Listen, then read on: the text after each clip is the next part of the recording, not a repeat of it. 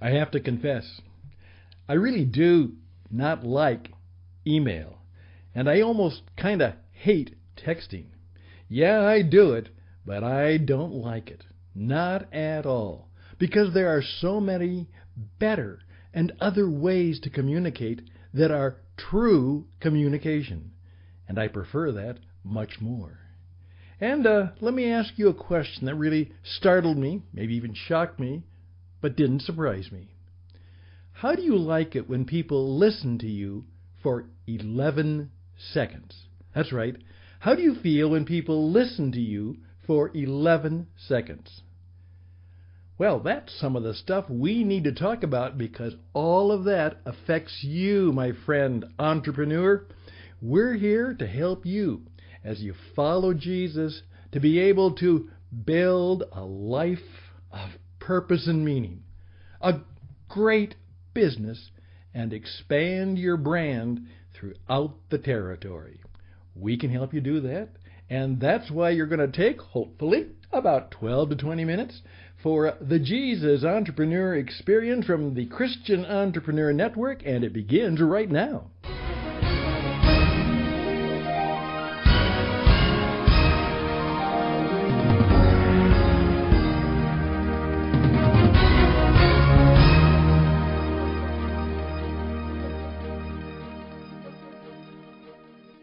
Well, once again, hi, this is Stan, and it's Wednesday, and generally on Wednesday, I really want to kind of lower the pace just a bit now. Some of you might know that I'm very intentional that way of keeping the energy up. One of the principles I teach people is it all comes down to energy. If you want to be successful, one of the states of being that you have to cultivate, and by the way, there's 7 of them, and we'll be teaching you that on the Christian Entrepreneur Network, you must have energy. You must have personal intensity. Monday, we kind of rock and roll. We gotta get you going. We gotta keep it moving. Tuesday, we have a little bit of trivia, a little bit of silliness from time to time just to keep the energy, to keep the smiling going. And if you know from yesterday, we covered a whole lot of stuff. We kept it moving. Wednesday, we're going to slow it down slightly because it is Wednesday where you're thinking about how you're going to finish the week, and I want to just give you something thoughtful. Thursday, in effect, we want to be, get ready for the finish and get ready for the weekend. And then Friday or Saturday, perhaps a little more reflective, maybe even a little bit deeper stuff. So in the way I plan my communication, it is all very intentional as to the context. And I think about that because a Friday program is very different from a Monday program. A Tuesday program should probably be far different than a Sunday afternoon program. Those are all kinds of things you have to learn when you are a radio, television, performer, broadcaster, teacher, speaker, entrepreneur. Well, with that in mind, let's kind of get into the things for this Wednesday and slow it down, but hopefully a little bit thoughtful for you too. Here's what happened. I read an article by Study Finds. It calls SF Research Studies First. Studyfinds.org. And here was one that just came out this week. It says this: doctors give patients 11 seconds to explain reason for visit before interrupting. May I say that again? Doctors give patients 11 seconds to explain reason for visit before interrupting. Just let that statement, as I say, sit on your head for a while. Now, a little bit back to texting and email. First of all, I'm just very honest about this. I'm a poor typist. I mean, I took typing in high school, and I've done a lot of work, but I never became really good at it. And I can do okay. Sure, I can do fine. I do a lot of typing. but I don't like it, and I'm not very good at it.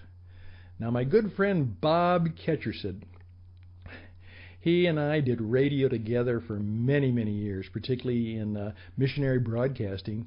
And before Bob joined me, Bob was one of the news directors for WSB in Atlanta. It was a big radio station. And Bob was a news guy. And Bob, this was the old-fashioned time. Bob would type up the news so fast and go into the studio and read it. Bob could type as fast as I could talk. I mean that. I would come in and I'd say, would you type this up? And I would just talk, put something in my own words, and Bob could type it almost as per dictation. He was that good at it, and it was almost perfect. I was never close to that. So I'm very honest. I just don't like to type or text. And if you see some of my stuff, I get a bit dyslexic in my fingers, and so the typos come in, and if I don't catch them, then I look stupid. I just don't like it. As I say, when I talk, you can't see any of my typos.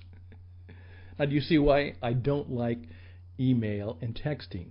But there's a bigger reason for it, and that is that I believe if it's important, it needs to be heard. Faith comes by hearing. Action and motivation come by hearing. It is actually the sound in the brain that leads people to more action. Maybe sometimes less reflection, but if you want action, they need to hear it. And that's kind of what I'm about. So I read a lot, of course. I type as little as I can. And what is nice now is that my iPhone has gotten to the point that it is so used to the way I talk that primarily when I dictate an email on my iPhone or I dictate an email on the text, it is almost word perfect. It is incredible. I mean it. The technology is now incredible. It's almost perfect just because the machinery in my little 5S, it's an old one, can dictate perfectly. So now almost all of my texts and all of my emails are ones that I have been able to dictate. I still don't like it. And it happened for another reason. I had sent an email on a business matter to a woman, and then that required that I call back. And I could sense there was a little bit of edge in the conversation. Well, it turned out that what I had typed, I meant as a promise to perform. She kind of viewed it as a threat as to what I would do. She got the entire meaning wrong, but I could see in the words she could have read that into it because she was almost expecting a little bit of a confrontational relationship. But if she heard me, she would have never gotten that meaning. I mean, that's just not me. I don't come across that way when I talk. And so what happened was that because we had an email, still well written, nothing wrong with it, it just did not have the full meaning of the person, the personality, the energy, the intention, the tone of voice, all of those things that go into communication. And so oftentimes I simply say, an email and a text are for information only. They are not for a conversation or a communication. If you want to communicate, if you want to have a conversation, put the text and the typer down and pick up the phone. P-U-T-P. Pick up the phone. Just let that sit on your head for a while, okay? Pick up the phone. I hope that has been helpful. It's something that you need to know about being an entrepreneur. And of course, that leads to our little lesson about the doctors. And that's next.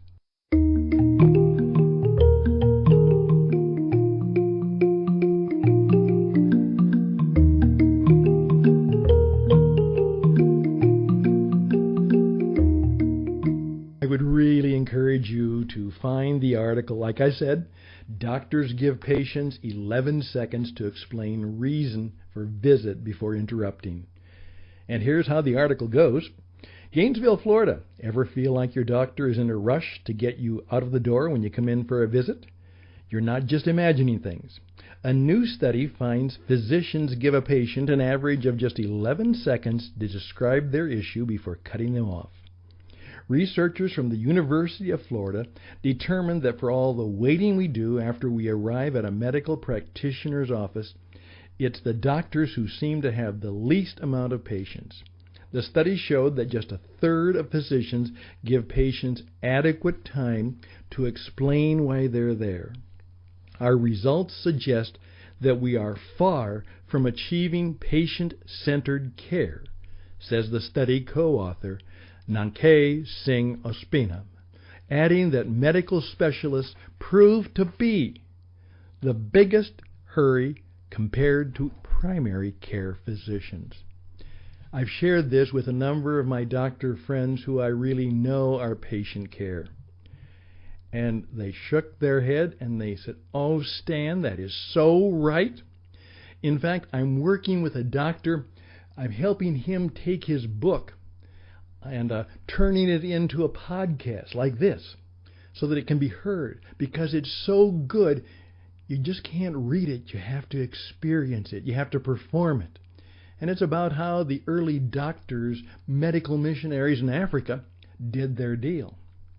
And that for hundreds of years, the primary way that doctors spent time making things work for their patients was by listening.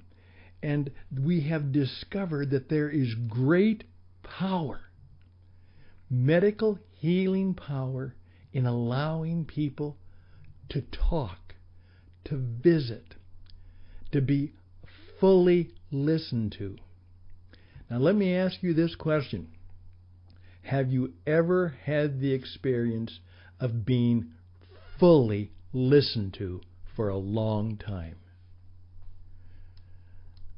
I'm going to toot my own horn, but one time I got a recommendation from one of my better clients, my coaching clients, and I went to the person who had been recommended and had agreed to see me, and I just simply said, "Oh, I'm very glad that they gave you my recommendation. I'm very happy. They're one of my best clients, and I really appreciate them. We're not only client and customer, we're client and best friends." And she said, do you know what she said? She said, "Stan will listen to you like you've never been listened to before." And I was flattered. But I'm very intentional because I'm just full of it. I have lots of things I want to know and a lot to say. And so I have developed, as hard as I can, just simply staying put. And oftentimes saying, "Tell me more. What happened then? How did you feel about that?" Always, before I do anything in my pitch, and I've got the pitch, I've got a pitch and sale just like you do, I just simply say, "Tell me your story. How in the world did you get to hear about me? What are you hoping that I might be able to do for you?" I oftentimes will teach this principal rule, and I want you to see a picture of it right now. All right? By the way, this is one of the best ways for you to get it, and that's for me to talk and tell you a story or give you a story that will create a picture. I want you now to imagine that everybody that you see around the office today is wearing a sign. That's right, it's a big sign. It's actually 2 feet by 2 feet. That's right, 24 by 24, so it's a big sign, and they have it around their neck just like their employee tag, except that it's not 3 inches by 3 inches. It's 24 inches by 24 inches. And you flip that sign around, and here's what it says. please tell me I'm important. Everybody is wearing a sign that says, please tell me I am important. Just do that then. That's what they want. They're telling you what they really want. No matter what they're there for or what you're there for, you come together. What they really want, deep in the bottom of their heart, mind, and spirit, and maybe even their soul, they want to be felt that they are important. Jesus comes to us and says, you were really important. Do you know what, Stan Houston? If you were the only one in the entire history of creation who had ever fallen short of God's glory, everybody else got it good. But you, born in 1945 in Chicago, Illinois, you messed up. And I still would have said to the Father and the Holy Spirit, I have to go down, and I have to do the deal, and I'll have to die for Stan. And he would have done that. And he would have done it for you. That's how important you are. And if we are truly trying to be imitators of Jesus, we will read the sign that says, please tell me I'm important. And you see, what happens is that when the doctor listens to us, when anyone listens to us, that is a very wonderful way to say, you are important. Sound is important. It just doesn't come across the same way as a text or an email. If it's important, it needs to be heard. It needs to have a spoken word. Not just the word, a spoken word, a living word, a motivating word, a comforting word, an encouraging word, sometimes a challenging and confronting word. And that's why I oftentimes tell you, that's why you better learn something important. You better learn that you don't need an MBA, you need something else. And that's what I'll finish on.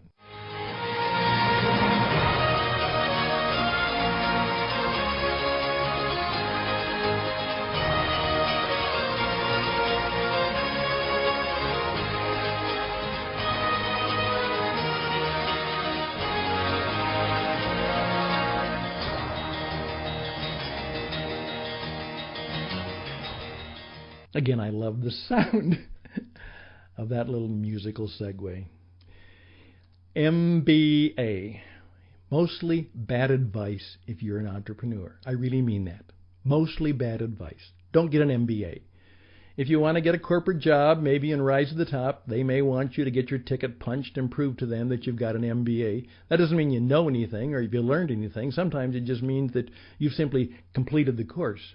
But what you really need is what I call an MSE, a Master of Self-Expression. You need to learn how to communicate yourself. You need to communicate so that you can sell. You need to communicate so that people will understand you and trust you. And nobody trusts an email. Nobody trusts a text. And so that's why I want you to have a studio right now in your office. Start to build your studio so you can communicate and get better at self-expression, of being able to live and communicate by the sound of your voice and the energy and personality behind it. And because of that, you're going to need a little bit of a studio. And I'm going to start teaching you how to do communication by the media. Radio, that's kind of audio. Video, which is radio with pictures. And then how to be a performer. And that is, it is communication by radio, voice, video, person, and then in person. That's what you need to know. I'm Stan Houston. I can help you. I can help you. I can help you. I want to help you. You can reach me at radioedge77@gmail.com, radioedge77@gmail.com. I would love to come into your life and in your business and help you learn and put into practice some of these things that will make you and Jesus smile, because you will land up treating other people as if they are, and because they are, the most important people in the world.